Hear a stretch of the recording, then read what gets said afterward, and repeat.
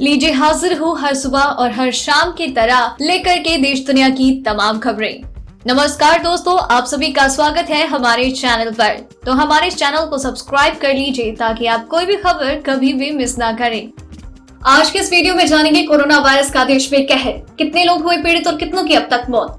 Unlock 2 की नई guidelines जारी, 1 जुलाई से क्या खुलेगा, क्या बंद रहेगा, जाने विस्तार से। भारत ने 59 ऐप बैन किए तो चीनी मीडिया को हुई चिंता, कंपनियों को दी ये चेतावनी। पाकिस्तान से आया मुंबई के ताज होटल को उड़ाने की धमकी वाला फोन, पुलिस ने बढ़ाई सुरक्षा। पेट्रोल और डीजल की कीमतों पर आज थोड़ी राहत, जानिए क्या है आज का दाम। उत्तर भारत में गर्मी और उमस से मिलेगी राहत, दिल्ली एनसीआर में बारिश। 1 जुलाई से बंद हो जाएंगी 500 सुविधाएं, आपकी जेब पर चलेगी कैची। मिलेगा 10,000 रुपए की पेंशन, इसके लिए जुड़ना होगा प्रधानमंत्री की वाया वंदना योजना से। चलिए जानते हैं अब खबरें विस्तार से, लेकिन उससे पहले वीडियो पसंद आ रही हो तो लाइक जरूर कर दें। भारत में कोरोना वायरस का कहर जारी है। देश में कंफर्म केसेस का आंकड़ा 5,67,536 के पार हो चुका है और 16,904 से ज्यादा लोगों की जान जा चुकी है। वहीं 3,35,271 लोग ठीक हो चुके हैं। दुनिया में इस वायरस से 5,08,228 से ज्यादा लोगों की मौत हो चुकी है। वहीं 1,04,12,343 कंफर्म केस है। हो सकता है जब आप ये वीडियो देख रहे हो तो ये मामले और बढ़ गए हों। केंद्रीय गृह मंत्रालय ने अनलॉक 2 की गाइडलाइंस जारी कर दी है। नई गाइडलाइन 1 जुलाई से लागू होगी। दरअसल अनलॉक 1 की अवधि 30 जून को समाप्त हो रही है। इसी के साथ अनलॉक 2 का ऐलान किया गया है, जिनमें कई गतिविधियों में छूट होगी, लेकिन पाबंदियों के साथ। कंटेनमेंट जोन में सख्ती रहेगी, जबकि कंटेनमेंट जोन के बाहर से इलाकों में छूट दी जाएगी। वहीं रात 10 बजे से लेकर सुबह 5 बजे तक कर्फ्यू रहेगा। मेट्रो, सिनेमा हॉल, जिम, बार अभी भी बंद रहेंगे। दुकानों में 5 से ज्यादा लोग जुट सकते हैं, लेकिन इसके लिए सोशल डिस्टेंसिंग का पूरा ख्याल रखना होगा। तो वहीं कंटेनमेंट जोन के भीतर सख्त घेराबंदी की जाएगी और सिर्फ आवश्यक गतिविधियों की अनुमति होगी। इस बार अनलॉक के दूसरे चरण में सरकार ने 31 जुलाई तक स्कूल बंद रखने का फैसला किया। वहीं केंद्र और राज्य सरकार के ट्रेनिंग संस्थान 15 जुलाई से खुल सकेंगे। हालांकि यहाँ सोशल डिस्टेंसिंग के नियमों का पालन करना होगा। सरकार ने साफ कर दिया है कि क्रमबद्ध तरीके से घरेलू उड़ानों और ट्रेनों की संख्या बढ़ाई जाएगी। राजनीतिक, सांस्कृतिक और वहाँ जहाँ भीड़ जुटने की आशंका है वो सारी गतिविधियाँ बंद रहेगी। उन्हें शुरू करने की तारीख अलग से जारी होगी। अनलॉक 2 में 65 साल से अधिक उम्र, बीमार व्यक्ति, गर्भवती महिलाएं और 10 साल से छोटे बच्चों को सिर्फ जरूरी काम के लिए बाहर निकलने की अनुमति नहीं है। दफ्तरों और कामकाज की जगह पर सोशल डिस्टेंसिंग और सैनिटाइजेशन की उचित व्यवस्था की जाए। इसके अलावा कर्मचारियों के फोन में आरोग्य सेतु ऐप हो। शादियों में 50 और अंतिम संस्कार में 20 से ज्यादा लोग शामिल न हो। साथ ही साथ पब्लिक प्लेस पर मास्क और 2 गज की दूरी का ख्याल रखें। अनलॉक 2 में गृह मंत्रालय ने कंटेनमेंट जोन में 31 जुलाई तक लॉकडाउन बढ़ाया। कंटेनमेंट जोन का अर्थ है रोकना। इसका मतलब ये हुआ कि यहाँ पूर्ण रूप से सख्ती रहेगी। हालांकि कुछ आवश्यक सेवाओं को इस दौरान छूट रहेगी, लेकिन बाकी की सभी सख्तियों को यूं ही लागू किया जाएगा। इन क्षेत्रों में सिर्फ आवश्यक सेवाओं को ही अनुमति होगी। अनलॉक 2 में रात की कर्फ्यू का समय बदल दिया गया है। आर्थिक गतिविधियों को गति देने के इरादे से औद्योगिक या अन्य इकाइयों में शिफ्ट में काम करने वाले लोगों को कर्फ्यू में छूट दी गई। नेशनल और स्टेट हाईवे पर यात्रियों और सामान की आवाजाही की अनुमति होगी। बस, ट्रेन और विमान से उतरकर अपने घर जाने वाले लोगों को भी कर्फ्यू से छूट होगी। कंटेनमेंट जोन से धारा 144 के तहत लागू प्रावधानों का समूचे क्षेत्र में सख्ती से पालन किया जाएगा। 31 जुलाई तक लोग एक राज्य से दूसरे राज्य में जा सकेंगे। सेवाओं और वस्तुओं का परिवहन जारी रहेगा। पड़ोसी राज्यों में भी केंद्र सरकार की संधियों के मुताबिक सीमावर्ती क्षेत्रों से सामान और लोगों का आना जाना रहेगा। इसके लिए अलग से कोई अनुमति या ई परमिट की आवश्यकता नहीं होगी। पैसेंजर ट्रेन और श्रमिक स्पेशल ट्रेन में यात्रा करने वाले यात्रियों, घरेलू उड़ानों के जरिए यात्रा करने वालों और विदेश में फंसे भारतीय नागरिकों के आगमन और किसी विशेष मकसद से यात्रा करने वाले यात्रियों, विदेश यात्रियों को उनके देश भेजना और समुद्री मार्ग से यात्रा करने वाले भारतीयों के संबंध में जारी गाइडलाइंस के अनुसार ही गतिविधियां जारी रहेगी। अनलॉक 2 को लेकर जारी किए गए आदेश में राज्यों को नियमों में बदलाव के अधिकार भी दिए गए हैं। आदेश में कहा गया है कि स्थिति के अपने आकलन के आधार पर राज्य या केंद्र शासित प्रदेश कंटेनमेंट जोन के बाहर कुछ गतिविधियों को प्रतिबंधित कर सकते हैं या आवश्यक समझने पर उन पर प्रतिबंध भी लगा सकते हैं। आदेश में कहा गया है कि व्यक्तियों और वस्तुओं के राज्य के भीतर और अन्य राज्यों में आवाजाही पर कोई प्रतिबंध नहीं होगा। अब इस तरह के आवागमन के लिए अलग से अनुमति, अनुमोदन या ई परमिट की आवश्यकता भी नहीं होगी। भारत सरकार ने सुरक्षा कारणों से टिकटॉक समेत 59 चीनी ऐप्स पर बैन किया है। भारत के सख्त फैसलों से चीन को हो रहे आर्थिक नुकसान को लेकर चीनी मीडिया से तीखी प्रक्रिया सामने आ रही है। चीन की सरकार के मुख्य पत्र ग्लोबल टाइम्स के संपादक हु सेजन ने भारत में 59 चीनी ऐप बैन होने के बाद ट्वीट में तंज कसा। अगर चीनी लोग भारतीय वस्तुओं का बहिष्कार भी करना चाहे तो उन्हें बहुत भारतीय वस्तुएं मिलेंगी ही नहीं। इसके बाद उन्होंने भारतीय दोस्तों को आगाह करने की कोशिश की कि राष्ट्रवाद से ज्यादा कई दूसरी चीजों पर ध्यान देने की जरूरत। कांग्रेस के पूर्व अध्यक्ष राहुल गांधी ने पिछले कुछ वर्षों में चीन से आयात बढ़ने को लेकर मंगलवार को भाजपा सरकार पर निशाना साधा। उन्होंने कहा, मेक इन इंडिया की बात होती है लेकिन बाय फ्रॉम चाइना पर अमल किया जाता है। उन्होंने ट्वीट किया, तथ्य झूठ नहीं बोलते। भाजपा कहती है मेक इन इंडिया और करती है बाय फ्रॉम चाइना। कांग्रेस नेता ने मनमोहन सिंह सरकार के समय भारत के कुल आयात में चीन की हिस्सेदारी घटने और नरेंद्र मोदी सरकार में चीन की हिस्सेदारी कथित तौर पर बढ़ने से जुड़ा एक ग्राफ भी शेयर किया।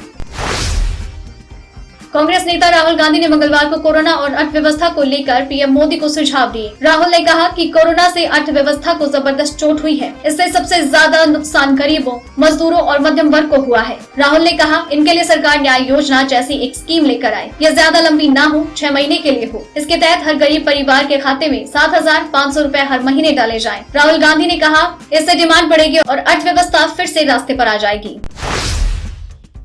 पतंजलि आयुर्वेद ने कोरोना वायरस की दवा का इजाद करने के दावे से पलटी मार ली है। उत्तराखंड आयुष विभाग के नोटिस के जवाब में पतंजलि ने कहा उसने कोरोना की दवा नहीं बनाई। उत्तराखंड आयुष विभाग की ओर से पतंजलि की दिव्या फार्मेसी को भेजे गए नोटिस पर आचार्य बालकृष्णा ने साफ किया कि औषधि के लेबल पर किसी तरह का अवैध दावा नहीं किया गया। इम्यूनिटी बूस्टर का लाइसेंस लिया गया था और कोरोनिल टैबलेट, सवासी वटी और अणु तेल औषधि इम्यूनिटी बूस्टर का ही काम करते हैं।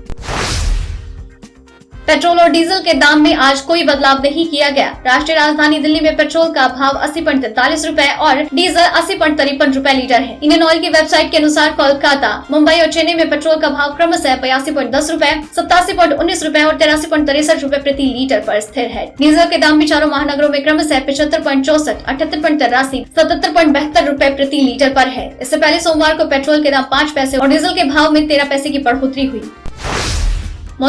मौसम विभाग ने उत्तर भारत के कई राज्यों के लिए बारिश का अलर्ट जारी किया है। मौसम विभाग ने कहा कि आने वाले 2 दिनों में पर्वतीय क्षेत्रों में जमकर बारिश होगी। वहीं दिल्ली एनसीआर में मौसम पूरी तरह से बदल जाएगा। मौसम विभाग के अनुसार दिल्ली एनसीआर के इलाकों में बादल छाए रहेंगे। वहीं दूसरी तरफ उत्तर भारत के पहाड़ी राज्यों हिमाचल, उत्तराखंड और जम्मू कश्मीर को लेकर मौसम विभाग ने चेतावनी जारी की है। मौसम विभाग ने कहा कि इन तीनों राज्यों में बारिश, वहीं दूसरी तरफ उत्तर प्रदेश, बिहार, हरियाणा, पंजाब और राजस्थान में लोगों को गर्मी से राहत मिल सकती है और इन राज्यों में कई इलाकों में हल्की बारिश हो सकती है। चीन अपने पड़ोसी देशों के खिलाफ हर रोज नई चाल चल रहा है। ग्लोबल एनवायरनमेंट फैसिलिटी काउंसिल की 58वीं बैठक में चीन ने भूटान के सक्तेंग वन्य जीव अभ्यारण्य की जमीन को विवादित बताया। साथ ही इस परियोजना के लिए होने वाली फंडिंग का भी विरोध किया। वहीं भूटान ने चीन की इस चाल पर कड़ी आपत्ति जताई है। उसने कहा कि हम स्पष्ट कर देना चाहते हैं कि सक्तेंग वन्य जीव अभ्यारण्य भूटान का एक अभिन्न और संप्रभु क्षेत्र है। मुंबई के ताज होटल को बम से उड़ाने की धमकी मिलने के बाद होटल के बाहर और आसपास के इलाकों में सुरक्षा बढ़ा दी गई। मुंबई पुलिस ने इस बात की जानकारी दी है। दरअसल सोमवार मंगलवार की दरमियानी रात करीब 12:30 बजे होटल ताज पैलेस के स्टाफ को पाकिस्तान के कराची से धमकी भरी कॉल आई, जिसमें कहा गया कि होटल को बम से उड़ा दिया जाएगा। कॉल करने वाले शख्स ने स्टाफ को कहा कि वो लश्कर-ए-तैयबा का सदस्य है। शख्स ने कहा कि होटल पर हमला किया जाएगा और उसे साल 2008 में हुए मुंबई हमलों की तरह ही उड़ा दिया जाएगा। इसके बाद दूसरा फोन कॉल बांद्रा के होटल ताज लैंड्स एंड में किया गया, जहाँ स्टाफ को इसी तरीके से धमकी दी गई। कोरोना वायरस के गंभीर संकट के बीच एक अच्छी खबर। भारत में कोविड-19 की पहली वैक्सीन कोवैक्सीन तैयार कर ली गई। इसे भारत बायोटेक ने बनाया। खुशखबरी यह है कि इस वैक्सीन को इंसानों पर आजमाने की अनुमति मिल गई। भारत बायोटेक को सोमवार को यह अनुमति drug controller general of India ने दी है। बता दें कि भारत बायोटेक हैदराबाद की फार्मा कंपनी है, जिसने कोविड की वैक्सीन बनाने का दावा किया। शोधकर्ताओं को चीन में एक नया स्वाइन फ्लू मिला है, जो इस समय कोरोना महामारी में मुसीबत बन सकता है। यह स्टडी अमेरिकी साइंस जर्नल PNAS में प्रकाशित हुई। खोजी गई नई स्वाइन फ्लू बीमारी 2009 में पूरी दुनिया में फैले H1N1 स्वाइन फ्लू की ही अनुवांशिक वंशज है, यानी जेनेटिकल डिसीडेंट, पर यह ज्यादा खतरनाक है। चीन की कई यूनिवर्सिटी और चीन के centre for disease control and prevention के वैज्ञानिकों ने कहा कि नया स्वाइन फ्लू इतना खतरनाक है कि इंसानों को बहुत बीमार कर सकता है।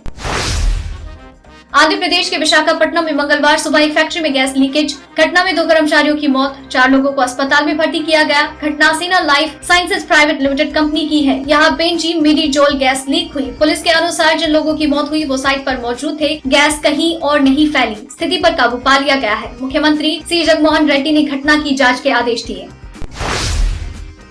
दक्षिण पूर्व मध्य रेलवे ने 3 मालगाड़ियों को जोड़कर देश में पहली बार 2 किलोमीटर लंबी मालगाड़ी चलाने का रिकॉर्ड कायम किया। एनाकोंडा फॉर्मेशन में ये ट्रेन ओडिशा के लाजकुड़ा और राउरकेला के बीच चलाई गई। रास्ते में जिसने भी इस ट्रेन को देखा वो इसकी लंबाई देखकर अचंभित रह गया। इसमें 3 ट्रेनों को आपस में जोड़ा गया। पहली ट्रेन के इंजन के पीछे उसके डिब्बे थे, उनके पीछे दूसरी ट्रेन का इंजन और डिब्बे, और फिर उसके पीछे तीसरी ट्रेन का इंजन और डिब्बे।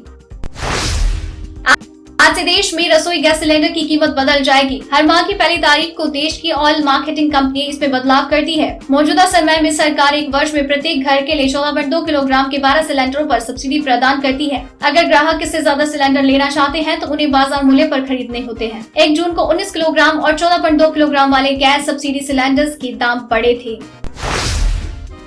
नए महीने यानी 1 जुलाई से कई नियम बदल जाएंगे। इस बदलाव के बाद अब आम लोगों को मिलने वाली मोहलत या सुविधा कम हो जाएगी और जेब पर बोझ होगा। इनमें अटल पेंशन योजना की मोहलत खत्म होना, एडवांस पीएफ विथड्रॉल, एटीएम से पैसे निकालने पर चार्ज, मिनिमम बैलेंस की सुविधा और पीएम किसान सम्मान निधि योजना जैसे कई नियमों में बदलाव हुए। अगर आप भी अपने माँ बाप के बुढ़ापे को रिटायरमेंट प्लान में निवेश के जरिए सिक्योर करना चाहते हैं तो यह खबर आपके लिए बहुत काम आ सकती है। पीएम वाया वंदना योजना एक ऐसी योजना है जिसमें निवेश के बाद रिटायरमेंट पर 10,000 रूपए की मंथली पेंशन पक्की है। यह पेंशन स्कीम 60 साल या उससे ऊपर के लोगों के लिए है। इस योजना में इन्वेस्ट करने की कोई आयु सीमा नहीं है। इस योजना में सालाना रिटर्न 8% से 8.30% है। पेंशन सिर्फ 10 साल के लिए ही होगी। इस योजना में 15 लाख रूपए का निवेश करने पर 10,000 योजना जारी रहने तक हर महीने मिलते रहेंगे।